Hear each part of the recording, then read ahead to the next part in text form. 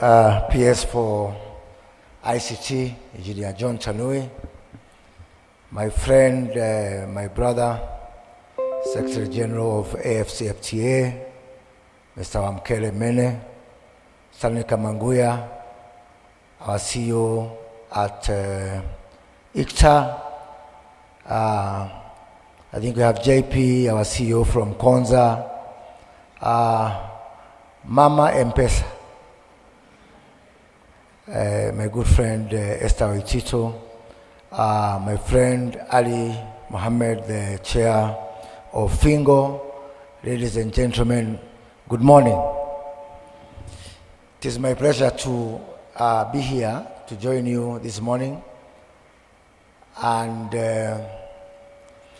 when I'm here and I compare the traditional tech and the energy that is supposed to come with Fintech, forgive me to say that the energy levels are quite low, and I would wish, because this is a Fintech space which is supposed to be more energizing, ask you to be more lively and to enjoy either this session today, and on the very least, the few minutes that I'll speak to you.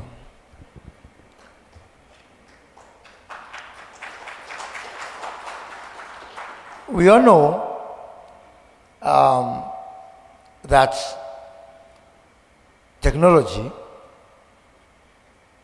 is not only the next big differentiator between the old economy and the new economy, particularly in Africa,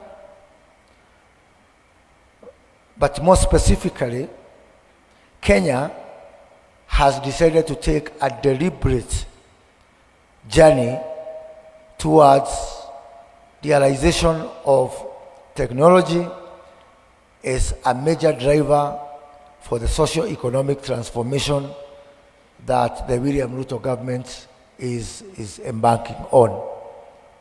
And we've made a lot of deliberate decisions. Just last year, we were suffering and we were struggling with some laws within our statutes, particularly on ownership within the technology space. And I am very pleased to say that as of today, we have knocked down all barriers for entry, for tech investors, for hosting services, for any sphere within the tech value chain, like was the case before. We have continued to take very liberal approaches as a country on matters technology. I remember John Michuki, the late, and may Lord rest his soul in peace. He once told me of a story of how he licensed M-Pesa. He was the Minister for Finance when M-Pesa was licensed. So somebody went from Safaricom and challenged John Michuki that you can send money through your phone. And John Michuki, he was not a very easy man to deal with. So he almost drew out the person from Safaricom. And when the person insisted, John Michuki said, give me that phone, sent money to his farm worker in Kangema, somewhere not very far from Nairobi.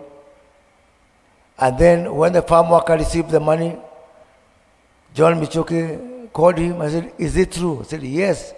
Have we even paid every other worker in this compound? And John Michuki said, bring that paper. And that's how he licensed M-Pesa.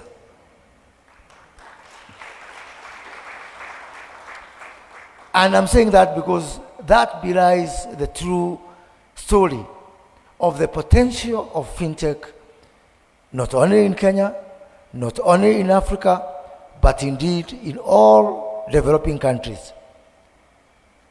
In our country, the working class, the workforce, consists of some 19 million men and women.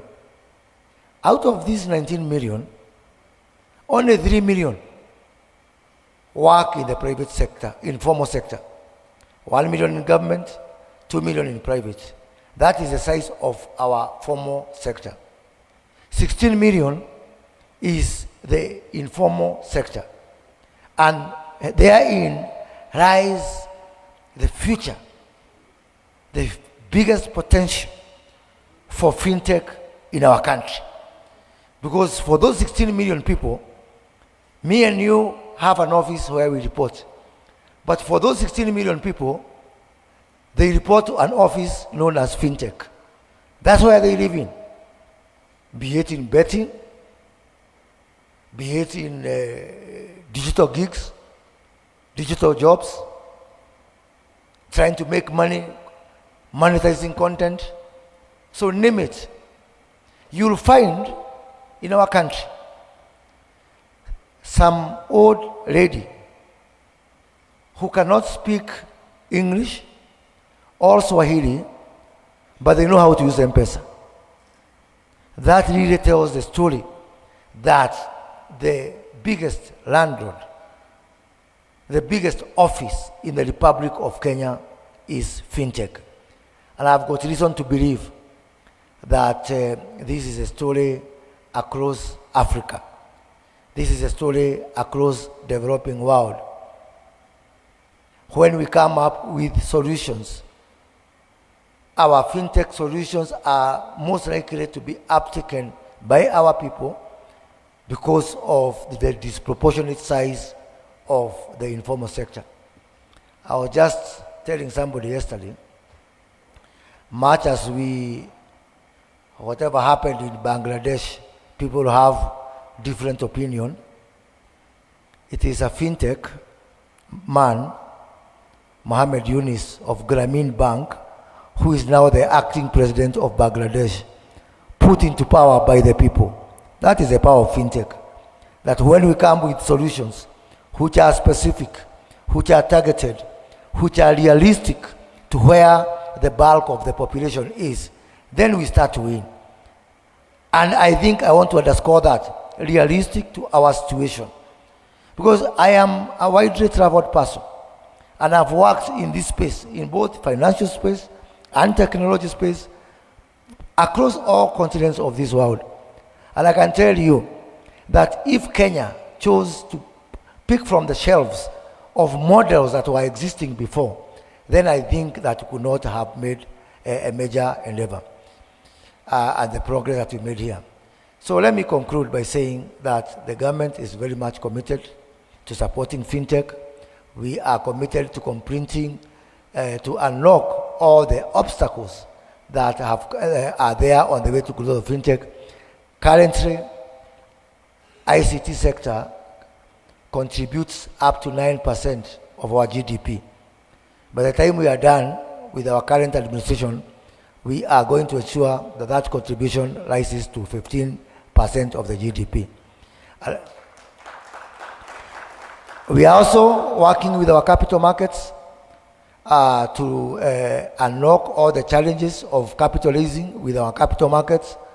So the next time you hear of a stock market, a complete NASDAQ for fintechs, dedicated for fintechs in Africa, it is going to be in Kenya, so that you can start to integrate fintechs to be able to attract capital using the capital markets.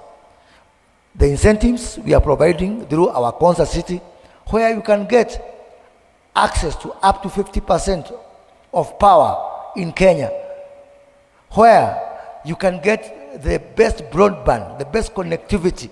The connectivity you can get in Concert City is as good as the connectivity you can get at the landing point of the submarine fiber in Mombasa, right in the interior of the country.